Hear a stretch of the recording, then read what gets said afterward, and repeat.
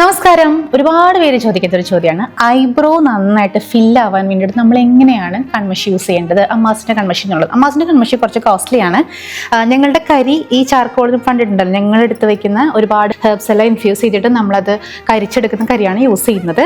അപ്പോൾ ഈ കരി വെച്ചിട്ട് എങ്ങനെയാണ് ഐബ്രോ ഫില്ല് ചെയ്യാനായിട്ട് നിങ്ങൾക്ക് സ്വന്തമായി കൺമഷി അല്ലെങ്കിൽ മഷി എങ്ങനെയാണ് ഉണ്ടാക്കിയെടുക്കുക, കാജൽ എങ്ങനെയാണെന്നാണ് ഇന്ന് കാണിക്കുന്നത് കേട്ടോ. ആദ്യം നമുക്ക് ബീസ് വാക്സ് ആണ് വേണ്ടത്. തേനീച്ച മെഴുക് അത് കുറച്ചിടുക. പിന്നെ നമുക്ക് ബട്ടർ, ഏതെങ്കിലും ബട്ടർ, ഷിയ ബട്ടറോ കൊക്കോ ബട്ടറോ എന്തെങ്കിലും ഉണ്ടെങ്കിൽ അത് നമുക്ക് ആഡ് ചെയ്യാം. ഇനി നമുക്ക് വളരെ കുറച്ച് ഏതെങ്കിലും ഒരെണ്ണ, ഞാനിപ്പോൾ എടുത്തിരിക്കുന്നത് കാസ്റ്റർ ഓയിലാണ്. അത് ഹെയർ ഗ്രോത്തിന് നല്ലതായതുകൊണ്ടാണ് കാസ്റ്റർ ഓയിൽ എടുക്കുന്നത് കേട്ടോ. വളരെ കുറച്ച് ഇതിൻ്റെയൊക്കെ നേരെ കാഭാഗം എടുത്താൽ മതി. ഈ വാക്സസും ബട്ടേഴ്സും ഓയിലും ആണ് ആദ്യം നമ്മൾ എന്ത് ചെയ്യേണ്ടത്, മെൽറ്റ് ചെയ്യേണ്ടത്. അതിന് ഇതുപോലെ ഒരു ക്യാൻഡിൽ, ഇല്ലെങ്കിൽ നേരിട്ട് ബർണറിലും വെക്കാൻ കുഴപ്പമൊന്നുമില്ല കേട്ടോ. ഇതുപോലെ നമുക്ക് മെൽറ്റ് ചെയ്യാൻ വെക്കാം. ഇപ്പം എല്ലാം നന്നായിട്ട് മെൽറ്റായി കഴിഞ്ഞ് കഴിഞ്ഞാൽ ഡയറക്റ്റ് നമുക്ക് അതിലേക്ക് കരിയും പിഗ്മെൻ്റ് ഒന്നും ആഡ് ചെയ്യാൻ പാടില്ല.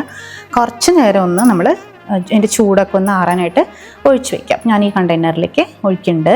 ഞാനിപ്പോൾ ആദ്യം ചേർക്കുന്നത് നമ്മളുടെ അമ്മാസിൻ്റെ കരിയാണ് കേട്ടോ. കാജൽ നമ്മൾ ഉണ്ടാക്കുന്നതിൻ്റെ കരിയാണ് ചേർക്കുന്നത്. എത്ര കറുപ്പ് വേണോ അത്രയും നമുക്ക് ചേർക്കാം. ഇനി കുറച്ച് നമുക്കൊന്ന് ഒരു ബ്രൗൺ ടിൻറ്റും കൂടെ കയറി വരണം. പക്കാ ബ്ലാക്ക് ഇഷ്ടമില്ല എന്നുണ്ടെങ്കിൽ ഒരല്പം കക്കാവോ പൗഡറും കൂടെ ആഡ് ചെയ്യാം. എന്നിട്ട് നമുക്ക് നമ്മുടെ സ്പൂൺ വെച്ചിട്ട് ഈ ചൂടോടു കൂടി തന്നെ നന്നായിട്ടൊന്ന് മെൽട്ടാക്കാം. അപ്പോൾ ഇതിലേക്ക് ഇട്ട് വയ്ക്കുകയാണ് കണ്ടെയ്നറിലേക്ക്. സെറ്റ് ആവാനായിട്ട് നമ്മൾ കുറച്ച് സമയം ഇതിന് കൊടുക്കണം. ഇത് ആക്ച്വലി നമുക്ക് പുറത്ത് വെച്ചാൽ മതി, പക്ഷെ ക്ഷമയില്ലാത്തവരാണെങ്കിൽ ഫ്രിഡ്ജിൻ്റെ ഉള്ളിൽ സെറ്റ് ചെയ്യാൻ വെക്കുന്നത് നന്നായിരിക്കും. ഞാൻ ഈ കണ്ടെയ്നർ അടച്ചിട്ട് സെറ്റ് ചെയ്യാൻ വെക്കട്ടെ കേട്ടോ. ഒരു 10-15 മിനിറ്റ് വെച്ചിട്ട് നമുക്ക് എടുക്കാം. അപ്പോൾ നമ്മുടെ കാജൽ ഇവിടെ റെഡി ആയിട്ടുണ്ട്. നമ്മളുടെ കൺമഷി കാജൽ എന്തെങ്കിലും ആവട്ടെ അതെടുക്കുക. പുരികത്ത് നല്ലപോലെ ബ്രഷ് ചെയ്ത് കൊടുക്കുക. അതിൽ കാണണ്ടോ, നല്ല കട്ടപ്പുരികമായിട്ട് നമുക്ക് കിട്ടും.